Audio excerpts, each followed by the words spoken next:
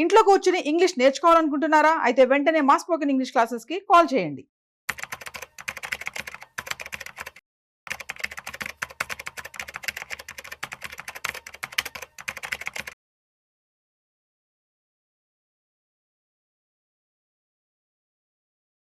Sir Prabhu garu నమస్తే sir. నమస్తే అండి Vishnu garu. Welcome to Vishnu talks. Thank you for me calling sir. So Prabhu garu, మొత్తానికి అమెరికా అధ్యక్షులుగా డొనాల్డ్ ట్రంప్ గారు పూర్తి స్థాయిలో అయినటువంటి అధికార పగ్గాలను చేపట్టేసేసారు. సో ఇప్పుడు అందరి మధ్యలో ఉన్న ప్రశ్న ఏంటంటే, నెక్స్ట్ డొనాల్డ్ ట్రంప్ గారు భారతదేశంతో ఎటువంటి సత్సంబంధాలని కొనసాగించబోతున్నారు? గతంలో డొనాల్డ్ ట్రంప్ భారతదేశ ప్రధానమంత్రి నరేంద్ర మోదీ గారిని అమెరికాకు పిలిచి అక్కడ హౌడీ మోడీ అంటూ కార్యక్రమం నిర్వహించారు. దానికి సంతోషించిన మోడీ గారు మన ఇండియాకి ట్రంప్ గారిని పిలిచి నమస్తే ట్రంప్ అంటూ కార్యక్రమం నిర్వహించారు. స్టేజ్ ఆయనకి ఇద్దరికి ఈక్వల్ గా చేశాడు ఆయన. వేరే కంట్రీ ప్రెసిడెంట్ కూడా అలా ఎవరు చేయరు, కానీ మన ప్రైమ్ మినిస్టర్ మోడీ గారు చేశారు. అది గ్రేట్ థింగ్. అది అయితే ఇప్పుడు ఏంటంటే, మొన్నటిదాకా ఎటువంటి ఆలోచనలు నడిచాయంటే, మొదటి నుంచి గత 9-10 సంవత్సరాల నుంచి ట్రంప్ గారికి మోడీ గారికి మంచి ఫ్రెండ్షిప్ ఉంది, ఇద్దరికి మంచి అండర్స్టాండింగ్ ఉంది. సో అక్కడ ఆయన కానీ అమెరికా అధ్యక్షుడు అయిపోతే భారతదేశానికి వ్యాపార వాణిజ్య దౌత్య సంబంధాలలో పెద్ద ఎత్తున మనం ఇంకా ముందుకు వెళ్ళే అవకాశం ఉందంటూ కూడా రకరకాల మాటలు మాట్లాడుకున్నాం, రకరకాల ఊహాగానాలు, స్పెక్యులేషన్స్ నడిచాయి. రైట్, మొత్తానికి ఆయన అధ్యక్ష పగ్గాలు చేపట్టాక ఆయన వర్షన్ ఏంటో చాలా క్లియర్ కట్గా ఆయన చెప్పడం కూడా జరిగింది. సో దాంట్లో ఫస్ట్ అనౌన్స్మెంట్ ఏంటంటే, జన్మతః పౌరసత్వం రద్దు ఒకటి, తర్వాత అక్రమ వలసదారులను బయటకు పంపించాలన్న స్పష్టీకరణ, టిక్ టాక్ పై నిషేధం, 75 రోజుల పాటు నిలిపివేత, మెక్సికో సరిహద్దుల్లో జాతీయ అత్యవసర పరిస్థితి, అండ్ క్యాపిటల్ భవనంపై దాడి ఘటనలో 1500 మందికి క్షమాభిక్ష, డొనాల్డ్ ట్రంప్ ఆర్డర్లకు కోర్టుల్లో సవాళ్లు ఎదురయ్యే అవకాశం అంటూ కూడా, అంటే రకరకాల ఆ 1500 మందిలో కొంతమంది సెరమనీకి కూడా అటెండ్ అయ్యారు. అంత ఇది ఇచ్చాడు ఆయన. సో ఇప్పుడు ఏంటంటే, ఓవరాల్ గా ఏంటి అసలు భారత్ పట్ల ఆయన వైఖరి ఎలా ఉండబోతోంది? సో నిన్న ఇచ్చిన అనౌన్స్మెంట్ తో అయితే ఆల్మోస్ట్ చాలా మంది భారతీయులు ఒక రకమైన టెన్షన్ మొదలైంది. అండ్ దాదాపు 50 లక్షల మంది 5 మిలియన్ పీపుల్ అమెరికాలో ఉంటున్నారు. 1.47% of the US population. So మొత్తానికి 50 లక్షల మంది భారతీయులు అక్కడ ఉన్నారు కాబట్టి, వాట్ నెక్స్ట్ విత్ ట్రంప్ అనేది ఇప్పుడు డిస్కషన్. ఏంటి నెక్స్ట్ ఎలా ఉండబోతుంది అసలు ఆయనతో? మనకి జనరల్ గా ఆయన సెరమనీ ఇది తీసుకుందాం. విదేశీ నేతల్ని ఇప్పుడు దాకా ఎవ్వరూ పిలవలేదు. ఇదే ఫస్ట్ టైం ఆయన ఇన్వైట్ చేయడం. సో డెఫినెట్ గా అంటే మీ డొమెస్టిక్ అఫైర్ కిందే చూశారు, కానీ అది అంత వేరేగా వాళ్ళు ఇంటర్నల్ గా చూశారు, కానీ అంత లేదు. అది కూడా ఫస్ట్ టైము ఆయన తక్కువ మందిని పిలవటం, చలి ఎక్కువ మూలంగా లోపల వెస్ట్ అనే దాంట్లో, అంటే ఆ యుఎస్ దాంట్లో వెస్ట్ సైడ్ అనే దాంట్లో అక్కడ లోపల ఇది చేయటం. సో డెఫినెట్ గా అదొక 600 మెంబర్స్ వరకే వాళ్ళు కన్క్లూడ్ చేసుకున్నారు. సో అట్లా కొంతమందిని రైట్ వింగ్ పొలిటీషియన్స్ ఎవరైతే ఉన్నారో వాళ్ళని ఎక్కువ పిలిచారు. సో మన మోడీ మన గవర్నమెంట్ తరపున జైశంకర్ గారు అటెండ్ అయ్యారు. ఆయన బిజినెస్ మ్యాన్ కాబట్టి రిలయన్స్ వాళ్ళు, ముఖేష్ అంబానీ గారిని, రిలయన్స్ పారిశ్రామికవేత్త, వాళ్ళ వాళ్ళకి బిజినెస్ ఉంటది కాబట్టి వాళ్ళు అటెండ్ అయ్యారు. సో అట్లా ఈయన పిలవలేదు అంటే మిగతా వాళ్ళు పిలిచిన దాన్ని బట్టి వీళ్ళ రిలేషన్ ఎక్కడికి పోదు. డెఫినెట్ గా మోడీ ట్రంప్ రిలేషన్ ఎక్కడికి పోదు. 100% ఆ రోజు చూపించాల్సిన పని లేదు. జనరల్ గా బేసిక్ టాక్ ఏంటంటే, ఆయన పిలవలేదే అది ఏమైపోయిందంటే ఎందుకు అవుతుందండి? ఆయన మన కంట్రీకి వచ్చినప్పుడు ఎంత ట్రీట్ ఇచ్చాడు ఆయన. ఈయన అక్కడికి వెళ్ళినప్పుడు ఎంత red carpet. Not only US, anywhere in the world ఎక్కడికి వెళ్ళినా ఇండియా రెడ్ కార్పెటే కదా. ఒకప్పుడు పట్టించుకోలేదు ఇండియాని, కానీ ఇప్పుడు ఎక్కడికి వెళ్ళినా భయంతో రెడ్ కార్పెట్. ఏదో జాలిగా కాకుండా భయంతో, వీళ్ళతో పెట్టుకోకూడదు అటెన్షన్ అనేది, అది గ్రేట్నెస్ కదా ఎక్కడికి వెళ్ళినా. సో అది పాజిటివ్ పాయింట్ గా తీసుకోవాలి. బైడెన్ ఉన్నప్పుడు ఆ ప్రీవియస్ ప్రెసిడెంట్ కూడా ఎవరు ఇట్లా ఇన్వైట్ చేయాల. ఫస్ట్ టైం ఈయనే చేసినట్టు ఒక రకంగా. 2016 to 20 కూడా ఆయన చేసిన దానికి 4 years లో కూడా నెగిటివే ఉంది. అంటే స్టెప్స్ ఎప్పుడు ఎట్లా రియాక్ట్ అవుతాడు అనేది అగ్రెసివ్ గా ఉంటుంది. బిజినెస్ టైప్ లో ఉంటుంది, కానీ పొలిటీషియన్ టైప్ లో ఉండదు ఆయనది.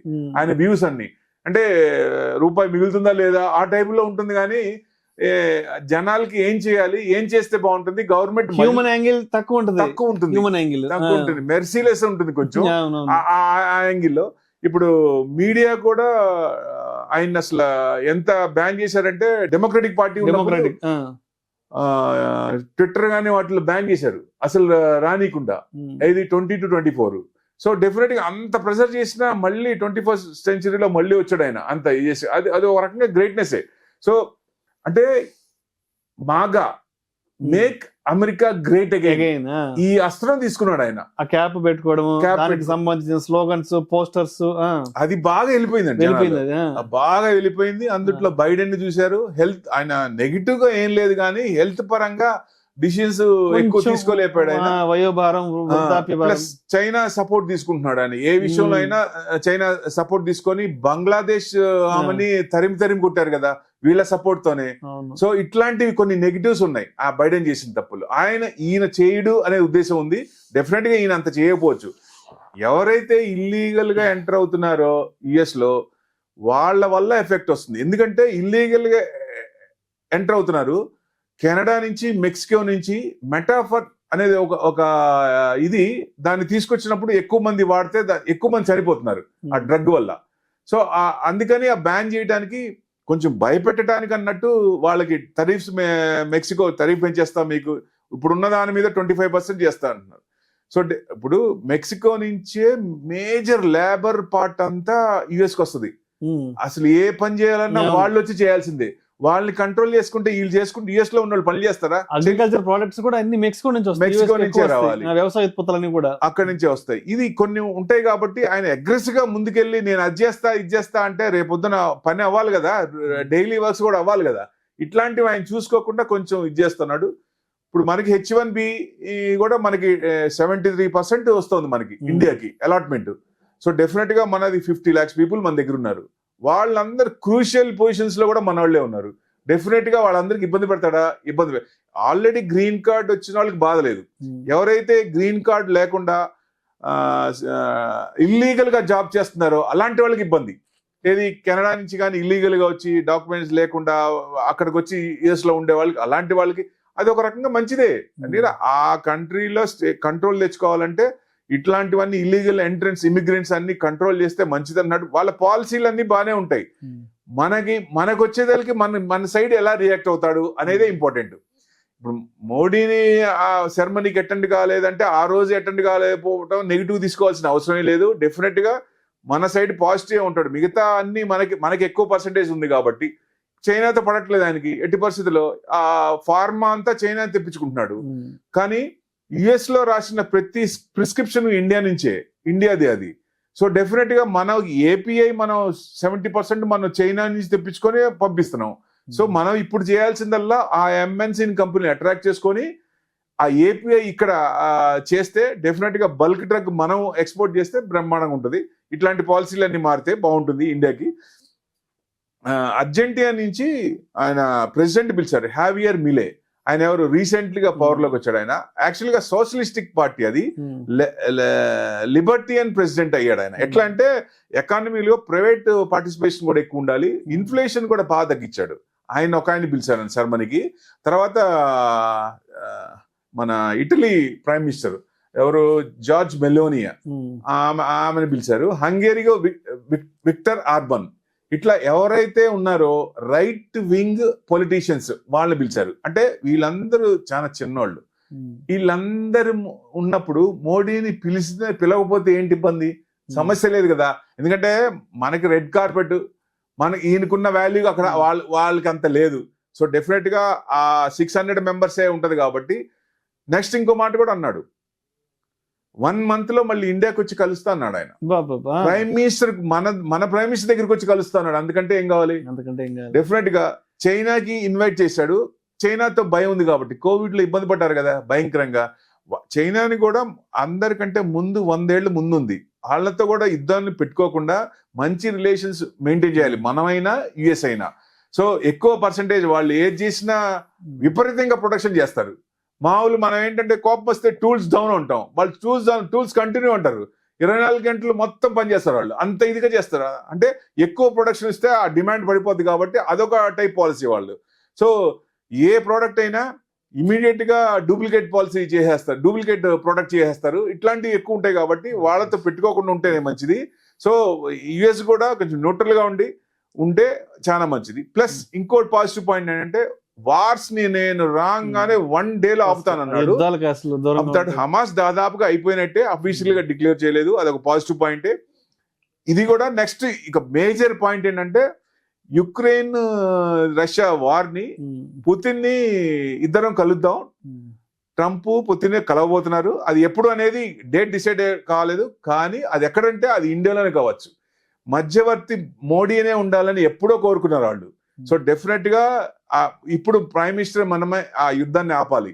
సో డెఫినెట్ గా అదొక పాజిటివ్ పాయింట్. అంటే అన్ని వైపులా మంచిగానే ఉంది. సో కొన్ని కంట్రీస్ కి ఇల్లీగల్ గా ఎంటర్ అయ్యే వాళ్ళకి ఉంటది కాబట్టి, కొంతమంది మన ఇండియన్స్ కూడా మెక్సికో నుంచి ఏమి ఇల్లీగల్ గా వచ్చిన వాళ్ళు కూడా ఉన్నారు. దాదాపుగా 70,000 80,000 ఉంటారు. వాళ్ళకి ఇబ్బంది. జనరల్ గా పాలసీ ప్రకారం స్ట్రైట్ అవే పోయిన వాళ్ళకి ఏమి ఇబ్బంది ఉండదు, మంచి పొజిషన్ లో ఉండదు. ఇంకోటి మేజర్ ఏంటంటే డోజ్ లో రామస్వామి బయటకు వచ్చారు. సో అదొకటి కొంచెం ఉంది. ఎందుకంటే ఎలాన్ మస్క్ తో పడట్లేదు. ఎలాన్ మస్క్ కి అసలు ఏం చెప్తే అదే, అసలు ఇక డౌట్ లేదన్నమాట. ఆయన చెప్పాడంటే టక్ మన అది కంప్లీట్ చేయటమే, అంత ఇది ఇచ్చేస్తున్నాడు. సో దానివల్ల ఆయన వచ్చేసారు అనుకోవచ్చు. సో ఇట్లాంటివన్నీ ఉన్నాయి కాబట్టి మన సైడ్ ఏంటనేది ముఖ్యం కాబట్టి మనం చూస్తే బాగుంటుందని. సో అదేవిధంగా ప్రభు గారు, ఇప్పుడు ఈ పౌరసత్వానికి సంబంధించి కూడా ఆయన చేసిన అనౌన్స్మెంట్ అనేది నిజంగా చాలా మంది భారతీయుల గుండెల్లో టెన్షన్ తీసుకొచ్చింది. ఆల్మోస్ట్ 50 లక్షల మంది, 5 మిలియన్ పీపుల్ యుఎస్ లో ఉంటున్నారు. 1.4% of the US population. So ఏంటి నెక్స్ట్ ఈ H1B వీసాలకు సంబంధించి కానివ్వండి, ఈ సిటిజన్షిప్ విషయంలో ఎటువంటి ఇంకా మనం చూడబోతున్నాం అంటారు అసలు? H1B వీసాలో దాదాపుగా అన్ని కంట్రీస్ కంటే ఇండియాకే 73% మనకే ఇస్తున్నాడు. సో ఎక్కువ మనకే ఉంది పాజిటివ్ గా. కాకపోతే ఇప్పుడు ఏమంటాడంటే ఆయన సిటిజన్షిప్, ఇప్పుడు అక్కడ ఉన్న వాళ్ళకి సిటిజన్షిప్ లేకపోతే ఎవరైతే పిల్లలు అక్కడ పుట్టారో వాళ్ళకి మేము ఇవ్వము అంటాడు ఆయన. అది కొంచెం ఇబ్బందే. అది కొంచెం మనకి కొంచెం ఇరిటేటింగ్ గానే ఉంటుంది. ఎందుకంటే ఎప్పటి నుంచో ఉండి గ్రీన్ కార్డ్ కోసం 10 ఏళ్ళు వెయిట్ చేయాలి, ఒక్కోసారి 15 ఏళ్ళు కూడా పట్టుద్ది. సో వాళ్ళు గ్రీన్ కార్డ్ కోసం వెయిట్ చేసి అక్కడ రాకుండా ఉంటే వాళ్ళు ఇంకా ఇబ్బందే కదా. ఇట్లాంటి మెయిన్ ఇప్పుడు ఎక్కువ మంది ప్రెగ్నెన్సీ ఉన్నప్పుడు కూడా లాస్ట్ 7-8 months లో కూడా యుఎస్కి వెళ్ళి ఆ సిటిజన్షిప్ కోసం అక్కడ చేసేవాళ్ళు, అక్కడికి వెళ్ళేవాళ్ళు. సో ఇట్లా అనుకునే వాళ్ళకి మన వాళ్ళకి కొంచెం ఇబ్బంది ఉంటుంది. సో డెఫినెట్ గా అదొక యాంగిల్ కొంచెం నెగిటివే ఉంటుంది. ఎక్కువ మంది సిటిజన్షిప్ రాని వాళ్ళు అక్కడ ఇంకా మన వాళ్ళు, ఎందుకంటే ఒకసారి సిటిజన్షిప్ వస్తే 6 ఏళ్ళు కదిలించడానికి లేదు. సో డెఫినెట్ గా ఇబ్బంది లేదు కాబట్టి ఆ పిల్లలు పుట్టినాక వాళ్ళకి ఇవ్వకపోతే కొంచెం ఇబ్బందిగానే ఉంటుంది. అక్కడ కష్టపడి చేసి మళ్ళీ వెనక్కి రావటం అంటే కొంచెం ఇబ్బందే. అది కొంచెం ఇది చేసుకోవాలి. మేజర్ ఫాదర్ కి లేకపోయినా ఇవ్వనంటున్నాడు. మదర్ కనుక డాక్యుమెంట్స్ అవన్నీ లైక్ ఇల్లీగల్ గా ఎంటర్ అయిన అలాంటి వాళ్ళకి కూడా ఇవ్వనంటున్నాడు. సో ఎక్కువ మంది ఇల్లీగల్ ఇమిగ్రెంట్స్ మొత్తం వెనక్కి పంపించేస్తానంటున్నాడు. ఇవన్నీ కొంచెం ఈ సిటిజన్షిప్ కొంచెం హార్ష్ గానే ఉంది. అది కొంచెం మనకు నెగిటివ్ పాయింట్స్. అంటే కొంతమంది మన వాళ్ళు కొంచెం ఇబ్బంది పడాల్సి ఉంటుంది సిటిజన్షిప్ లేని వాళ్ళు. So that's the main criteria.